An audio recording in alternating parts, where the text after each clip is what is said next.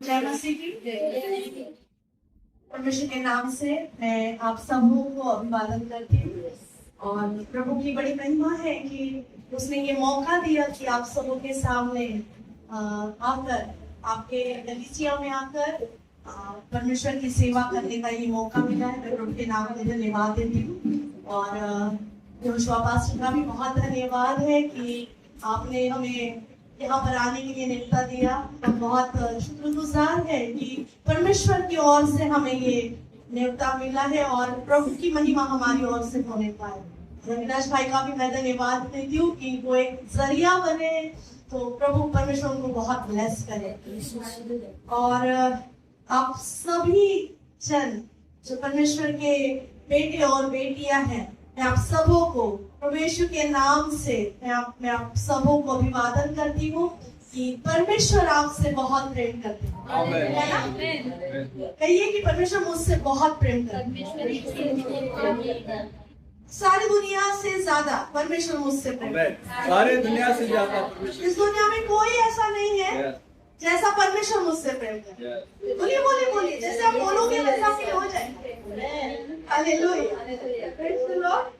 और मैं ज्यादा समय ना लेते हुए प्रभु के वचन से आपको कुछ बातों के लिए एनकरेज करना चाहती हूँ, कुछ बातों के लिए मैं उत्साहित करना चाह रही हूँ। यहाँ पर कोई ऐसा है जिसे नींद आ रही है?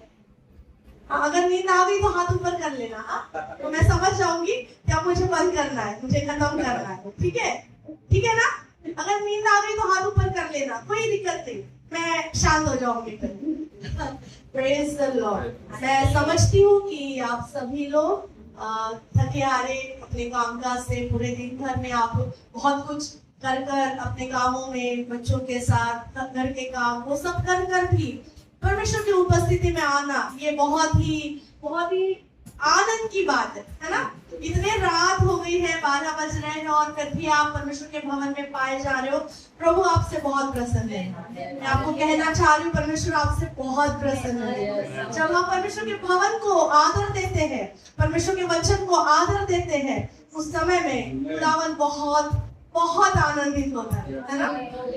हालेलुया। हम छोटी सी दुआ करते हैं। स्तुति धन्यवाद प्यारे पिता, प्रभु यीशु के नाम से हम आपके चरणों में आते राजा। इस रात्रि के समय में प्रभु खुदा हम चाहते हैं प्रभु जी कि आप हमारे मध्य में आकर हमसे बातें कीजिएगा। प्रभु यहाँ पर उपस्थित हर एक व्यक्ति के लिए मैं मांगती हूँ राजा, खुदा बाप आज आप इनसे मुलाकात कीजिएगा प्रभु जी।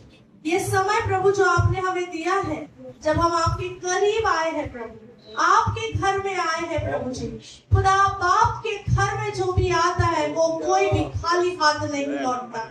खुदा बाप आज होने देना प्रभु, हर एक से आप मुलाकात करें प्रभु जी, हर एक की अवस्था आज बदल जाए खुदा।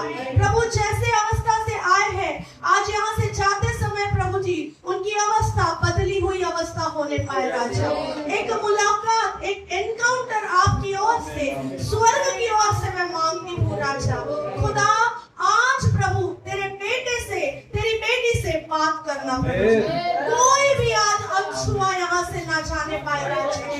खुदा बाप आपका वचन कहता है, जहाँ 2 या 3 मेरे नाम से इकट्ठा होते हैं वहां पर मैं मौजूद हूँ। हम विश्वास करते हैं राजा कि आप हमारे बीच में मौजूद हैं। स्वर्ग यहाँ पर खुला हुआ है और प्रभु आपकी नजर हर एक पर यहाँ पर लगी हुई है। हम धन्यवाद करते हैं प्रभु जी। खुदा आगे का सारा समय पवित्र आत्मा हम आपके हाथों में सौंपते हैं। आज आप हमसे बातें कीजिएगा प्रभु यीशु के सुंदर नाम में मांगते हैं, आमीन आमीन। हालेलुया। आज मैं आपके सामने कुछ विषय को रखना चाह रही हूँ और मेरा विषय है, मैंने आपके लिए जो विषय परमेश्वर की ओर से लाया है मैं उसे आपके सामने रखने जा रही हूँ। हमारी परमेश्वर में पहचान। हाँ, क्या विषय है? हमारी प्रभु यीशु में हमारी पहचान। हमारी पहचान परमेश्वर की नजर में हमारी पहचान क्या है ना? आप सभी लोग, यदि मैं आपसे पूछूं तो आप सभी लोग अपने अपने नाम को बताकर अपने परिचय देंगे, है ना? जैसे मैं मेरा परिचय देती हूँ कि मैं प्रभु की दासी, मेरा नाम सलोमी सारंग पवार है, मेरे हस्बैंड मेरे साथ है। हमारा कलीसिया रहोबती कलीसिया कल्याण के जगह पर है। तो और मैं पेशे से मैं एक नर्स हूँ, मैं जॉब करती हूँ और जॉब कर मैं मेरे हस्बैंड के साथ में सेवा करती हूँ। जब हम एक दूसरे को परिचय पूछते हैं तो हम हमारी शुरुआत नाम से करते हैं, है ना? सही कह रही हूँ मैं? कि पूछेंगे, अगर कि दीदी को पूछेंगे क्या नाम है तो दीदी बताएंगी मेरा नाम ये है ना? हमारे नाम से हमारी पहचान होती है हर एक की। जैसे बच्चा पैदा होता है, सबसे पहले उसकी पहचान उसके माँ बाप से होती है ना? इनको बच्चा हुआ है, उनको बच्चा हुआ है, ये बहन को बच्चा हुआ है, और पता थे कि माँ बाप से पहचान होती है ना? और फिर कुछ समय के बाद बच्चे का नाम रखा जाता है और फिर हम तब से उस बच्चे को उसके नाम से बुलाया करते हैं, है ना? जब तक हम इस दुनिया में जिंदा है हमारा नाम हमारे साथ में रहता है, ठीक है ना? जब हम मर जाते हैं तभी हम बॉडी हो जाते हैं। हमारे मेडिकल के लैंग्वेज में है कि जब तक हम जिंदा है तब तक नाम लेकर पुकारेंगे। पेशेंट को भी हम नाम लेकर बुलाते हैं। जब मर गया, कोई व्यक्ति मर गया तो उसको बोलते हैं अरे वो बॉडी को ले जाओ, है ना? तभी नाम साथ में नहीं आता, हमारी पहचान खत्म हो जाती है। हमारी पहचान जितने जिंदगी परमेश्वर ने हमें दी है वो हम यहाँ पर है, ये हमारी पहचान है। और ये पहचान इस दुनिया की पहचान है हमारा नाम, है ना? लेकिन जब स्वर्ग हमें देखता है तो स्वर्ग में हमारी पहचान अलग है। जब पिता हमें देखता है, खुदा जब हमें देखता है तो वो हमें यीशु मसीह के स्वरूप में देखता है। वो हमारी पहचान है कि हमारी पहचान क्या है? यीशु मसीह के स्वरूप में, है ना? परमेश्वर ने जैसे सृष्टि की रचना की तो उसने आदम को बनाया, पहला इंसान आदम जिसे बनाया, तो बाइबल हमें बताती है कि परमेश्वर ने अपने स्वरूप में बनाया उसे, है ना? आप सभी मुझे भी लेकर हम सब परमेश्वर के स्वरूप में बने हैं। और हम परमेश्वर के स्वरूप में होते हुए भी हम अलग अलग हैं। अब एक दूसरे को देखो, सब अलग अलग दिख रहे हैं, है ना? सब बहुत सुंदर है और सब बहुत बढ़िया है ना? कोई ऐसे नहीं लगे कि अरे इसको बहुत अच्छा बना लिया और मुझे क्यों ऐसा बना लिया। लगता है ऐसा? मुझे भी लगता था बचपन में, मुझे क्यों ऐसा बना दिया। मेरे दांत ऐसे बहुत बाहर थे तो तब मुझे ऐसा लगता था, मैं परमेश्वर को बोलती थी प्रभु तुमने मुझे ऐसा क्यों बनाया, मुझे सुंदर क्यों नहीं बनाया, मेरे दांत क्यों ऐसे बाहर हो गए, क्यों मुझे खुदा आपने ऐसे बनाया। मैं कोसती थी परमेश्वर को बचपन में, क्योंकि तभी मुझे वचन नहीं समझ में आता था। लेकिन जब मैंने समझा कि खुदा की मुझसे कुछ उद्देश्य है, खुदा के नजर में मेरी पहचान ये मसीह यीशु में मेरी पहचान है ना? तो जब हम मानते हैं कि हमारी पहचान स्वर्ग से युक्त होती है, आप जो अभी दिख रहे हैं आपको लगेगा मैं बहुत साधारण, है ना? हम बहुत साधारण लाइफ जीते हैं, मिडिल क्लास, है ना? बचपन सुबह से उठ जाते हैं, काम पे चले जाते हैं, फिर आके थोड़ा सा प्रार्थना कर लिया, थोड़ा सा बाइबल पढ़ लिया, फिर थोड़ा सा बच्चों के साथ सब काम काज कर लिया, बस हो गया दिन खत्म, है कि नहीं? सब ऐसे ही कर रहे हैं, हाँ? सब ऐसे ही करते हैं, हम भी ऐसे ही करते हैं, है ना? लेकिन परमेश्वर जब हमें देखता है तो परमेश्वर हम पर एक बुलाहट को देखता है। हर एक के ऊपर एक बुलाहट है। मैं आपको गुड न्यूज देने जा रही हूँ, आप साधारण नहीं हो। आप साधारण दिखते जरूर हो, बहुत सिंपल दिखते हो, लेकिन आप साधारण नहीं है। हर एक के ऊपर स्वर्ग का एक उद्देश्य है। और हमें जितना समय हम इस दुनिया में रह रहे हैं उतने समय में परमेश्वर का काम करने के लिए उसने आपको और मुझे चुना है। अगर चुना नहीं होता तो आज आप घर पर सोते होते, है ना? सो के आराम से सपना देख रहे होंगे, ये 12 बज गए अभी तो अच्छा सपना गिरता है ना? लेकिन आप परमेश्वर के भवन में पाए गए हो, इसका मतलब है आप सभी चुने गए हो। स्वर्ग ने आपको चुनकर यहाँ पर रखा है ताकि आप अपने उद्देश्य को जानने पाए, है ना? मेरे साथ एक वचन को निकाले, यशायाह नबी की किताब उसका 54 अध्याय का 17 वचन हम पढ़ेंगे। यशायाह नबी की किताब उसका 54 अध्याय 17 वचन हम पढ़ेंगे। यस, जितने हथियार तेरे हानि के जितने लिए हथियार तेरे हानि के लिए तेरे हानि के लिए बनाए जाए उनमें से कोई सफल न होगा। और जितने लोग मुद्दई होकर तुझ पर नालिश करे उन सबों से तू जीत जाएगा। यहोवा के दासों का यही भाग होगा और वे मेरे ही कारण धर्मी ठहरेंगे। यहोवा की यही वाणी है। हालेलुया, आमीन कहेंगे इस वचन को, क्योंकि परमेश्वर का वायदा है कि जितने हथियार तेरे हानि के लिए बनाए जाए उनमें से कोई भी सफल नहीं होगा, है ना? क्यों पता है? क्योंकि हम पर परमेश्वर की नजर है, हम उसके बेटे और बेटियां हैं। इस कारण स्वर्ग जब हमें देखता है, हमें वो यीशु मसीह के स्वरूप में देखता है, और जब हमें स्वर्ग यीशु मसीह के स्वरूप में देखता है, तब शत्रु जो शैतान है वो हमारा विरोधी बन जाता है ना? तो वो हमारे पीछे बहुत सारे हथियारों को लेकर आता है। फिर हथियार, बीमारी के हथियार, फिर तंगी के हथियार, कमी घटी के हथियार, वो गिल्ट के हथियार, जो अकेलेपन का हथियार, डिप्रेशन का हथियार, वो अनगिनत हथियारों को अपने पीछे पीछे ले आता है। और हमें क्या लगता है?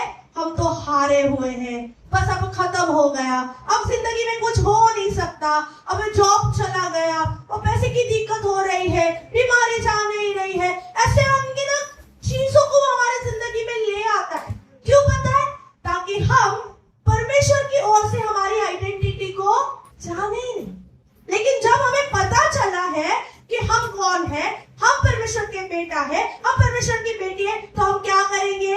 जब वचन हमारे पास आता है कि मेरे विरुद्ध में शत्रु, तूने कितने भी हथियार क्यों ना तैयार किए हो, तूने कितने भी लोगों को तैयार किया होगा, मेरे विरुद्ध में कोई आ रहा है, हमारी कलीसिया के विरुद्ध में आ रहे हैं, हमारी चीजों के विरुद्ध में, हमारी हेल्थ के विरुद्ध में अगर शत्रु तू कुछ ला रहा है, तू सफल नहीं होएगा। मेरी जिंदगी में तू कभी भी हावी नहीं होएगा। क्यों पता है? क्योंकि मैं परमेश्वर की बेटी हूँ, मैं परमेश्वर का बेटा हूँ। खुदा मुझे सुरक्षित रखेगा, क्योंकि उसने वायदा दिया है कि उसके हथियार तुम पर सफल नहीं होंगे। हालेलुया। और कहता है, वचन आगे कहता है कि तुम पर कोई आरोप लगाए, जो कोई तुम पर आरोप लगाने के लिए आ रहा है, कई बार शत्रु हम पर अनेक आरोप लेकर आता है। तू ऐसी है, तू अच्छी दिखती नहीं, तेरा कुछ हो नहीं सकता, तू कभी भी अच्छा नहीं होएगा, तेरे काम सफल नहीं होंगे, तू हमेशा गरीब ही रहेगा। ऐसे कई आरोप शत्रु हमारे ऊपर ले आता है, और अगर हम मान लिए ना, तो हमारी अवस्था कभी भी नहीं बदलेगी। लेकिन शत्रु जब हमारे कानों में ये झूठी बात को लाता है, कभी हमें परमेश्वर के वचन से उसको डांटना है। हे शैतान, मेरी बाइबल कहती है, परमेश्वर का वचन कहता है, तेरे आरोप मुझ पर सफल नहीं होंगे। मैं उसमें सब में जीत जाऊंगा, मैं मेरी परिस्थिति में जीतूंगा, मेरे हालातों में मैं उभरूंगा, मैं नीचे नहीं रहूंगा, क्योंकि तूने मुझे नीचे रहने के लिए नहीं, तूने मुझे पुच्छ नहीं, तो तूने मुझे सर ठहराया है। तू मुझे ऊंचा करेगा और तू मुझे विक्ट्री देगा, तू मुझे जयवंत से भी बढ़कर ऐसे चलाएगा, है ना? बाइबल में एक व्यक्ति था जिसने अपनी लड़ाई को, जैसे मैंने अभी वचन किया है, उसने अपनी लड़ाई को ऐसे ही वचनों के आधार पर जीता। परमेश्वर का वचन कहता है, पहले शमूएल की किताब और उसका 17वां अध्याय, और इस अध्याय में एक कहानी लिखी है। एक बच्चा है दाऊद, और बहुत ही छोटा बच्चा था, उसकी उम्र शायद से 12 से 17 साल ऐसे बीच में होगी। बहुत छोटा बच्चा था, और इसका जिंदगी में जब हम दाऊद की लाइफ को देखते हैं, वो हर समय निग्लेक्टेड था। पता है, उसके पिताजी को 8 बच्चे थे, और जिस परिवार में 8 बच्चे हैं, तो सोचो सबसे निचला वाला है, उसके और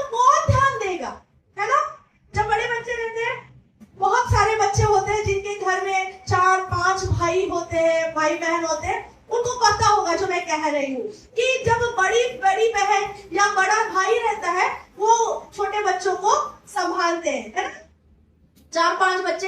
ये यिशै के घर में 8 बच्चे थे और सब बड़े बड़े थे। उसमें से 4 बेटे थे, वो राजा शाऊल के उसके राज्य में वो सैनिक थे, है ना,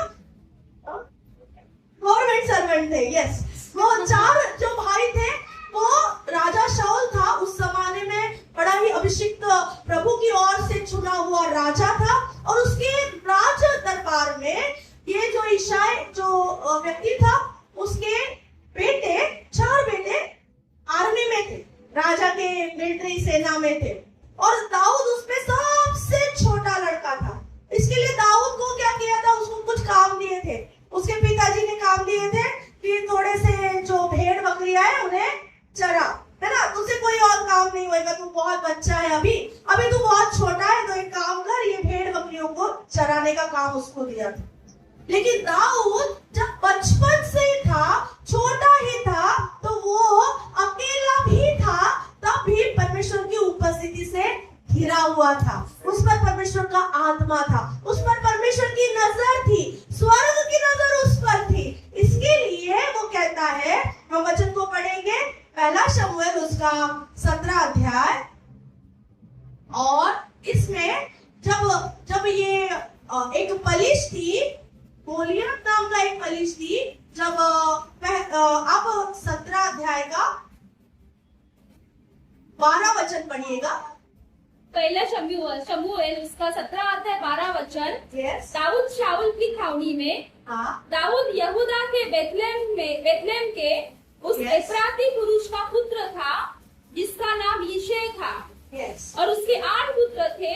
और वह पुरुष शाऊल के दिनों में बूढ़ा और निर्बल हो गया था।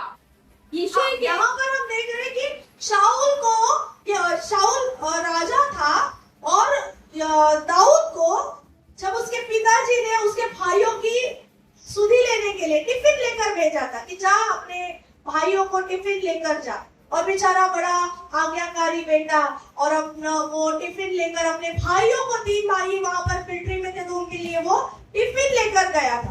कोई उसके ऊपर तभी उसका कोई काम नहीं था। एक छोटा बच्चा जिसके पास उसके पिताजी ने एक आज्ञा दी थी कि बेटा इसके जैसा कि जा अपने भाई को टिफिन लेके जा।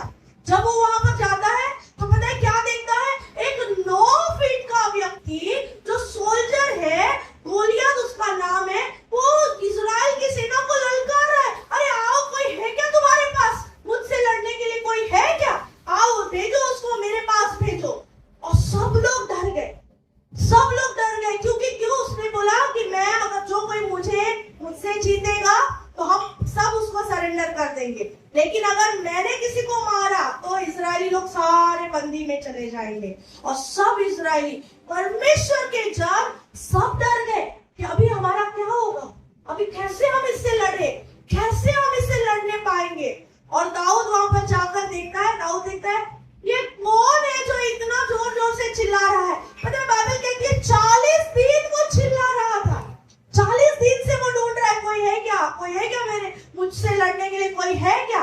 हाँ, तब दाऊद बोलता है इसने मेरे परमेश्वर के जन को, परमेश्वर की सेना को ललकारा है, मैं सामना करूंगा इसका। एक छोटा सा बच्चा, कहां से आया उसमें ये बल, कहां से आई इतनी दिलेरी उसमें कि मैं ये कर सकता हूं। पता है जब वो अपने एक्सपीरियंस को शेयर करता है, वचन पढ़ेंगे हम उसी अध्याय का, 1 शमूएल का 17 अध्याय का 37 वचन पढ़ेंगे। तो दावीदाने म्हणाला, हाँ, ज्या परमेश्वराने मला सिंहाच्या वर अस्वलाच्या पंजातून सोडवले, Yes. तोच मला या बलिष्ठाच्या हातून सोडवेल। हालेलुया। ये दाऊद के पास एक एक्सपीरियंस था। पता है जब वो अकेला था, जब वो अपने भेड़ बकरियों के साथ में था, तब शेर आया, भालू आया, कोई बचाने वाला नहीं था। उस समय में उसने परमेश्वर की आत्मा से, उसने परमेश्वर की उपस्थिति से उसने शेर को मार भगाया, भालू को मार भगाया और अपनी भेड़ों की रक्षा करी। एक अनुभव, किसी एक व्यक्ति का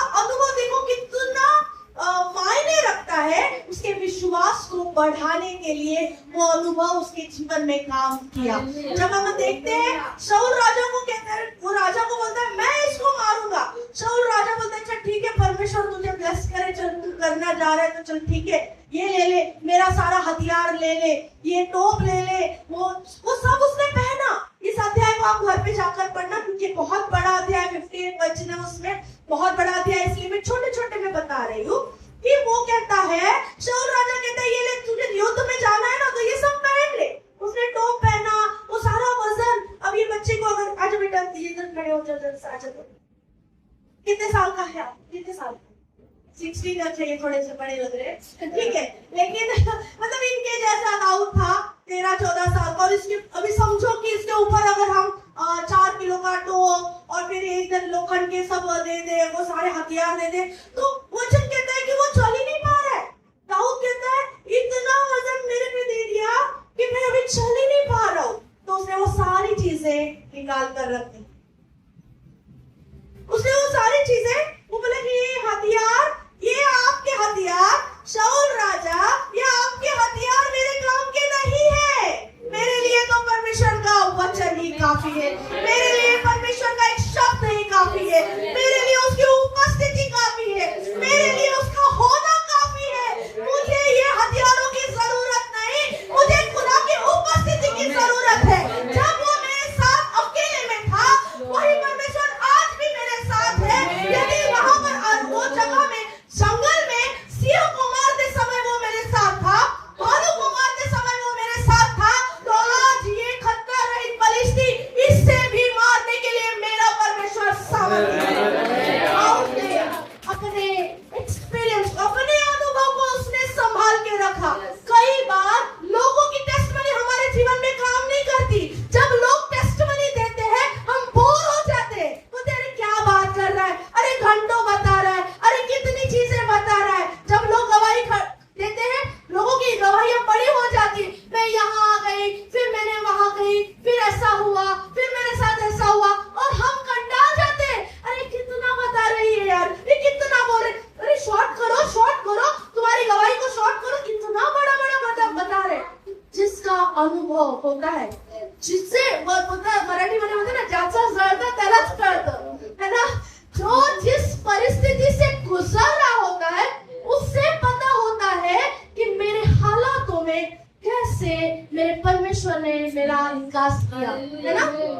कई बार हम लोगों की टेस्टमनी को सुनकर हम एनकरेज नहीं होते हैं, हमको लगता है क्या बात कर रहा है। लेकिन वही गवाही जब हमारे साथ होती है, वही बातें जब हमारे साथ होती है, तब समझ में आता है अरे कितना भारी प्रसन्न था, कितनी परेशानी थी, लेकिन धन्यवाद है उस खुदा का कि उसने मुझे बचा लिया, है ना। जब हम रास्तों से चलते हैं, कई बार गाड़ी डैश करके चली जाती है, ज़ूम करके चली जाती है, तब हम देखते हैं अरे इतना जोर से ये चला गया, इसको समझ में नहीं आता है क्या, इसको दिखा नहीं क्या, ये लोगों को रास्तों में लोग नजर नहीं आते हैं क्या, हम बोलते हैं।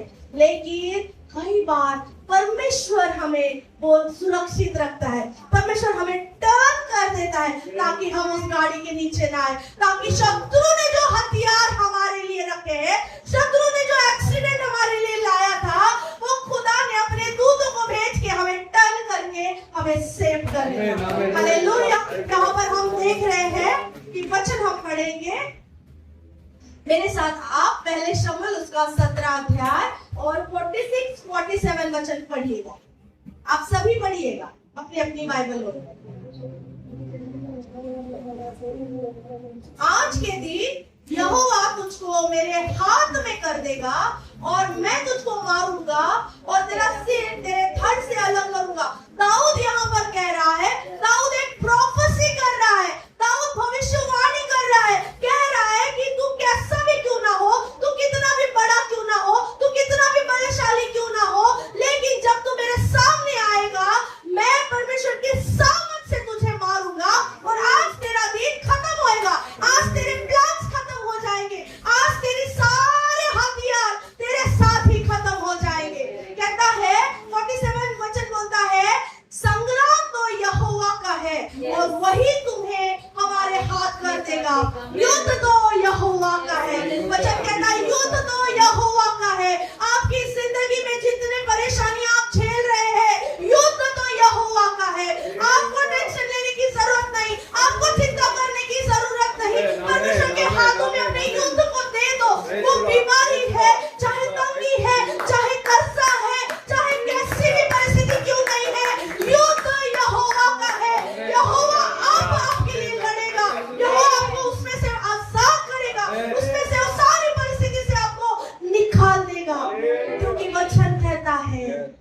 शुद्ध परमेश्वर का है। जिस हालत में आप आज गुजर रहे हो, आप बहुत साधारण लाइफ जी रहे हो, लेकिन जब स्वर्ग आपको देखता है, आपके ऊपर असाधारण बुलाहट है, जैसे दाऊद पर थी। दाऊद एकदम सिंपल सा, एकदम छोटा सा बच्चा था, किसी को भी नहीं लगा कि ये उस फलिस्ती को मार डालेगा, किसी को भी नहीं लगा था। जब हम 16 अध्याय पढ़ते हैं, 16 अध्याय में जब दाऊद का अभिषेक किया गया, शमूएल नबी ने जब दाऊद का अभिषेक किया, वचन हमें बताती है कि शाऊल को एक दुष्ट आत्मा परमेश्वर की ओर से वो तकलीफ दे रहा था, और दाऊद को बुला कर लाया गया ताकि वो आराधना करे, वो वर्शिप करे, वो गीतों को गाए, वो वीणा को बजाए और शाऊल आजाद हो जाए। ये उसकी गवाही थी।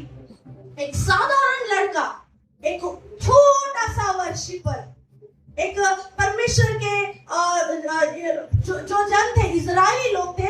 इवन शाऊल भी, जब शाऊल दाऊद को देख रहा था तो कहता है, अरे उसको जब भी उसने देखा तो कहता है कि इसकी तो लाली झलक रही है।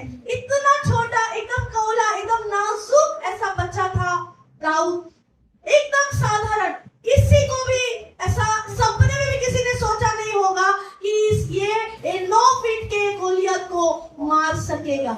जब दाऊद को वहां पर वो छावनी में जब चला गया और छावनी में जाकर पूछ रहा है, ये कौन है, इसको मारेंगे तो क्या मिलेगा, पूछ रहा है, वो वहां पर पूछ रहा है। उसके भाई ने सुना, तेरे को क्या करना है, वो भी छोटा है, तुझे क्या करना है, इतनी चौकसी कचरा कर दो रे, चल घर ही जा। वैसे उसके भाई ने उसको बोला तो बोलते, उसके भाई को उसने इग्नोर कर दिया, ठीक है, किसी और के पास चला गया। क्या मिलने वाला है, अगर मैं इसको मारूं तो क्या मिलने वाला है, तो बोलते राजा की बेटी से शादी होएगी, हाँ, और आधा राज भी मिलेगा। अरे दाऊद बहुत छोटा था, लेकिन फिर भी पूछता है क्या मिलने वाला है। मैं क्या बात कर रही हूँ, आप क्या मेरे साथ हो, आप समझ रहे हो। एक छोटा सा साधारण व्यक्ति स्वर्ग से राजा के समान देख रहा था, स्वर्ग राजा को देख रहा था। और लोग उसे चरवाहा करके कह रहे थे, लोग उसे एक छोटा सा साधारण वीणा बजाने वाला देख रहे थे, लेकिन स्वर्ग उसे विजेता देख रहा था, स्वर्ग उसे वॉरियर देख रहा था। आपके जिंदगी में आप शायद बहुत साधारण हालातों में गुजर रहे होंगे, लेकिन स्वर्ग आपको विजेता देखता है। आपके हालातों में आप जयवंत से बढ़कर हो। परमेश्वर आपको इस्तेमाल करना चाहता है, स्वर्ग के लिए इस्तेमाल करना चाह रहा है, लोगों के जीवन में आशीष का कारण ठहरने के लिए इस्तेमाल करना चाह रहा है। लेकिन आप सोचते हो, माझंच नाही होत आहे तर मी दुसऱ्याचं काय बघू, माझीच संपत नाहीये, माझ्याच अवस्थेत तुम्ही बाहेर निघत नाही तर मी दुसऱ्याचं काय बघायला जाऊ, है ना। लेकिन आज परमेश्वर आपको एनकरेज कर रहा है, परमेश्वर के वचन से मैं आपको एनकरेज करना चाह रही हूँ। अपनी अवस्था से उभरो, खुदावन आपको खड़ा करेगा, खुदा आपको किसी और के लिए एक आशीष का कारण ठहराएगा। जैसे दाऊद को पूरे इज़राइल के सामने परमेश्वर ने प्रूव किया कि ये मेरा अभिषिक्त है। जिस पर अभिषेक होता है, खुदावन उससे प्रूव करता है। जब हम देखते हैं आखिरी का वचन 58 वचन कहता है, शाऊल पूछ रहा है, ये कौन है, कौन है ये। जैसे दाऊद ने गोलियत को सिर्फ मारा नहीं, मारा कैसे मारा हम सभी जानते हैं। उसने 5 पत्थर लिए और एक पत्थर उसे मारा, उसके सर में लगा और गोलियत मुंह के बल गिर गया। उसके बाद में उसके पास कोई हथियार नहीं था, उसी का हथियार लेके, उसी की तलवार लेके उसने उसके सर को कलम कर दिया। उसका सर हाथ में लेके वो पूरे शान के साथ शाऊल के सामने आता है। शाऊल अब्नेर को पूछ रहा है, ये कौन है। जिस व्यक्ति की वजह से शाऊल के ऊपर का दुष्ट आत्मा जा रहा था, वो उसे पसंद करता था, दाऊद को पसंद करता था, क्योंकि वो बहुत छोटा सा, बहुत ही प्यारा सा बच्चा था। लेकिन उसने आज जिसे देखा, उसने गोलियत के सर को हाथ में लिए जिसे देखा, वो पूछ रहा है, ये कौन है, क्या ये वही यिशै का बेटा है। आपका अभिषेक आपको बदल देता है। जो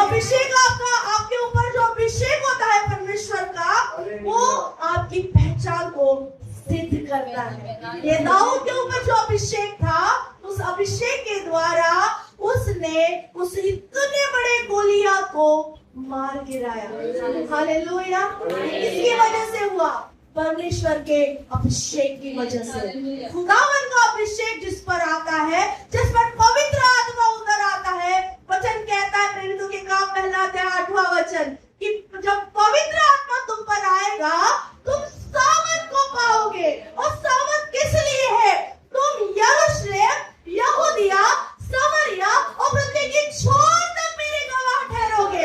जब पवित्र आत्मा दाऊद पर आया, दाऊद ने बड़े सामर्थ के साथ परमेश्वर के शब्द को लेकर परमेश्वर के नाम से उसे ललकारा। वचन कहता है कि उसने एक वचन को पढ़ेंगे।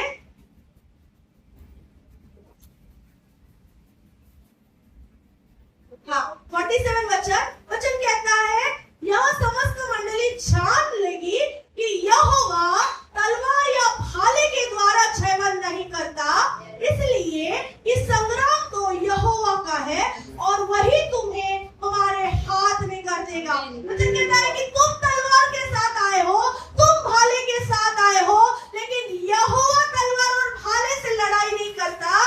तेरे लिए तो परमेश्वर का वचन ही काफी है, परमेश्वर का सामर्थ ही काफी है।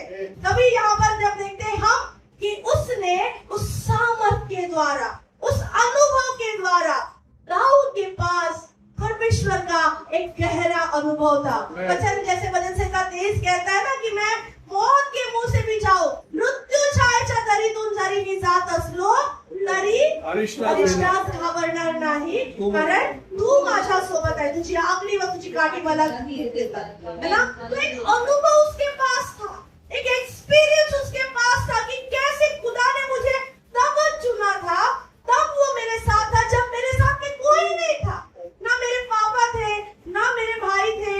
मेरे भाई इतने 7 भाई होने के बावजूद भी उन्होंने मुझे कभी भी सराहा नहीं, है ना।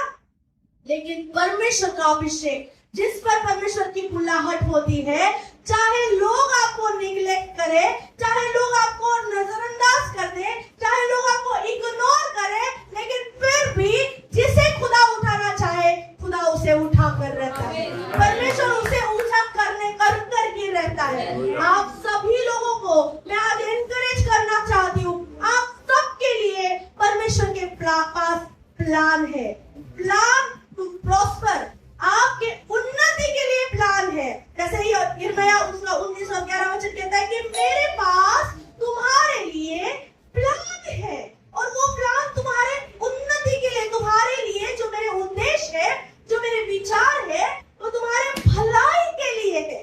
परमेश्वर हानि की बातें नहीं करता, परमेश्वर उन्नति की बात करता है, हमेशा बढ़ोतरी की बात करता है, आशा की बात करता है। तभी हमने देखा, यहाँ पर हमने देखा गोलियत के साथ जो सामना हुआ, उसकी वजह से कई बार हमारी जिंदगी में गोलियत की जैसी सिचुएशन आती है, कई बार परेशानियां ऐसी आती है, गोलियत की जैसी लगती है, बड़ी से बड़ी परेशानी। अब इसमें से हम कैसे बाहर निकले? वो बीमारी जो बहुत सारे पैसों को देने के लिए मजबूर कर देती है, हॉस्पिटल का खर्चा आ जाता है, अचानक से कुछ खर्चा आ जाता है, अचानक से कोई हमें तकलीफ दे देता है, अचानक से हमारी जिंदगी में कुछ ऐसा हो जाता है जिसके लिए हम प्रिपेयर नहीं है। ये गोलियत है हमारी जिंदगी का। लेकिन जब हम परमेश्वर के वचन का सहारा लेंगे, हम परमेश्वर के वचन को थाम लेंगे, हम दुआ करेंगे, हम विश्वास में बढ़ेंगे, हमारे सामने कोई गोलियत टिक नहीं सकता। वो गोलियत निकल जाएगा, क्योंकि वचन कहता है कि तेरे विरुद्ध में उठे हुए हर एक हथियार वो तुझ पर सफल नहीं होंगे। वचन कहता है हथियार बनेंगे, वो परिस्थिति आएगी, वो परेशानी आएगी, वो कमी घटी आएगी, वो तंगी आएगी, लेकिन वो तुझ पर हावी नहीं होएंगी, वचन कहता है ना। तो आप जब ऐसे हालातों से गुजरो,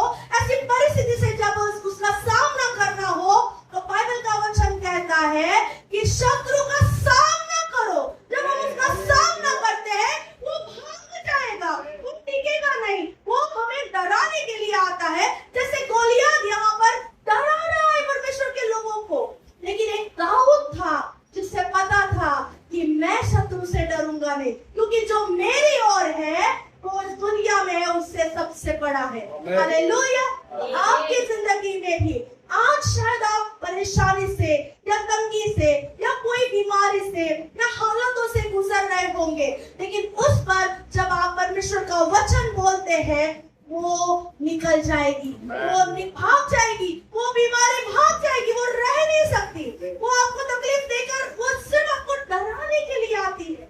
कई बार परिस्थिति, कई बार परेशानी हमारे विश्वास को बढ़ाने के लिए आती है। कई बार हमारा परमेश्वर पर हमें कैसे निर्भर करना है वो हमें सिखाने के लिए आती है। जैसे यहाँ पर हम देखते हैं कि दाऊद ने जब गोलियत का सामना किया और उसने उस निडरता से, उस दलेरी से उसने उसका सामना किया, तो उसे वो जान गया आज भी खुदा मेरे साथ है, वो मेरे साथ अद्भुत काम कर रहा है।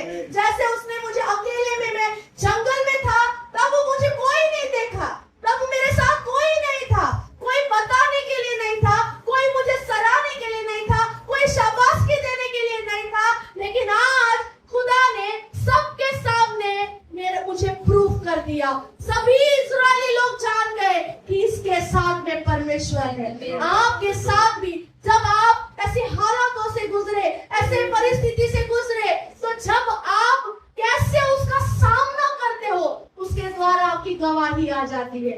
लोग कहेंगे अरे हाँ सच में इसके साथ में परमेश्वर है, यस इनके साथ में परमेश्वर चलता है, इनके उन हालातों में परमेश्वर ने इनका निकास किया, परमेश्वर ने इनका साथ दिया, है ना। जब हम यीशु मसीह पे विश्वास करते हैं, उसके ऊपर विश्वास करते हैं, ये मानते हैं कि प्रभु आप मेरे लिए आए हो, मेरे गुनाहों के लिए, मेरे हालातों के लिए। वो कभी भी, एक बाप कभी भी ये नहीं चाहता कि उसके बेटे परेशानी में रहे। चाहता है क्या? चाहता है? हर कोई क्या चाहता है? मेरे बच्चे अच्छे करे, मेरा बच्चा अच्छा बढ़े और अच्छा पढ़े, अच्छे मुकाम में जाए, है ना। तो हमारा स्वर्गीय पिता भी हमारे लिए यही सोचता है कि हम अच्छे बढ़े, हम अच्छी जिंदगी जिए, हम विश्वास की जिंदगी जिए, हम हालातों से डर कर रोते और बिलखते ना रहे, तो हम उसके साथ जयवंत होकर चले।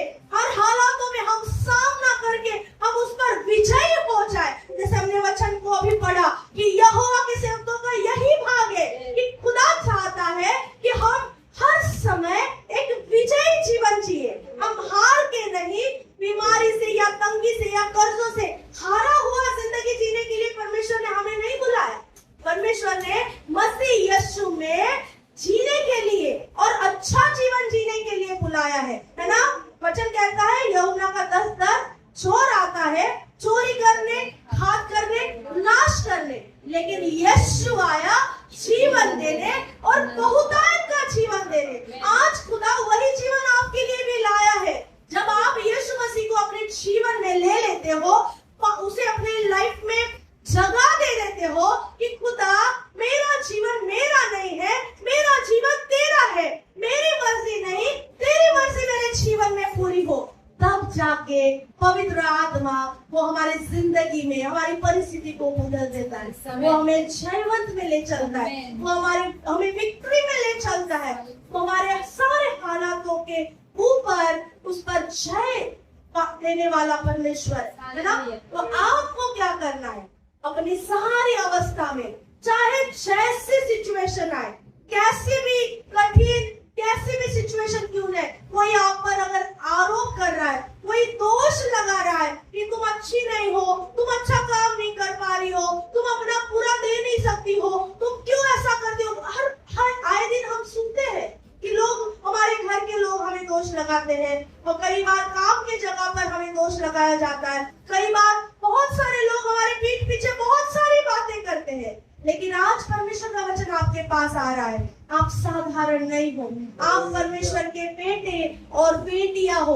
वचन कहता है रोमियों की किताब उसका 8 अध्याय और 14 वचन कहता है जितने पवित्र आत्मा के चलाए चलते हैं वे सब परमेश्वर के पुत्र कहलाएंगे। तो हमें हमारी जिंदगी में पवित्र आत्मा को अनुमति देनी है कि पवित्र आत्मा आप हमारी जिंदगी में आइएगा और आप हमें चलाइएगा।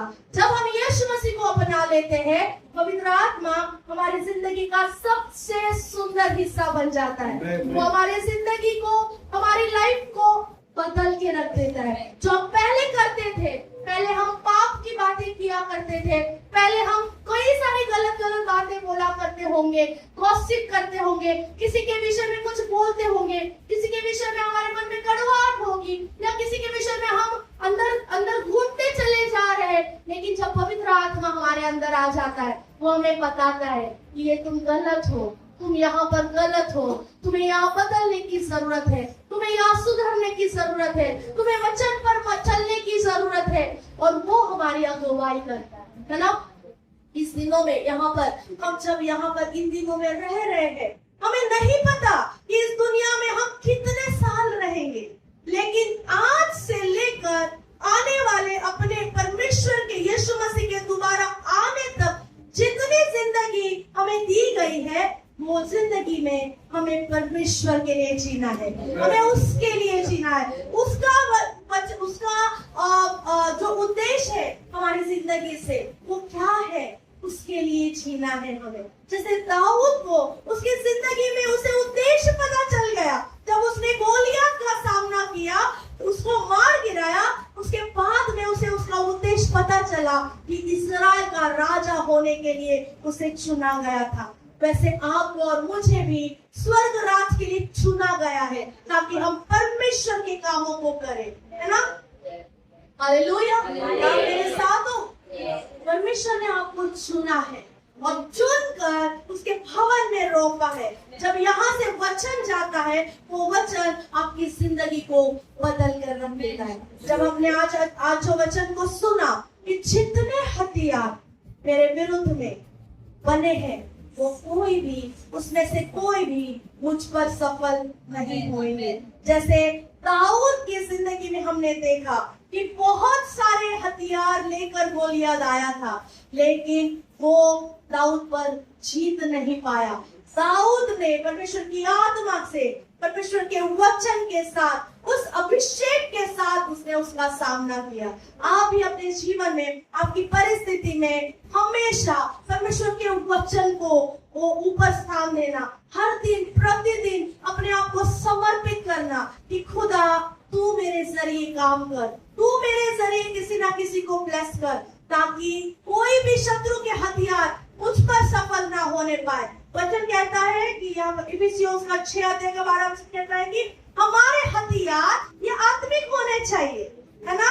हमारा युद्ध, अगर हमारा युद्ध आत्मिक है, तो हथियार भी आत्मिक होने चाहिए, है कि नहीं। तो कैसे पता चलेगा कौन से हथियार है?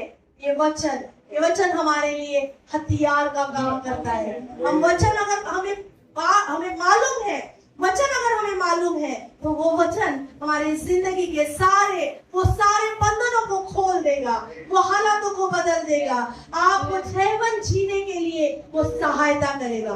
परमेश्वर करे इस वचन के द्वारा आप सबको आशीषित करे।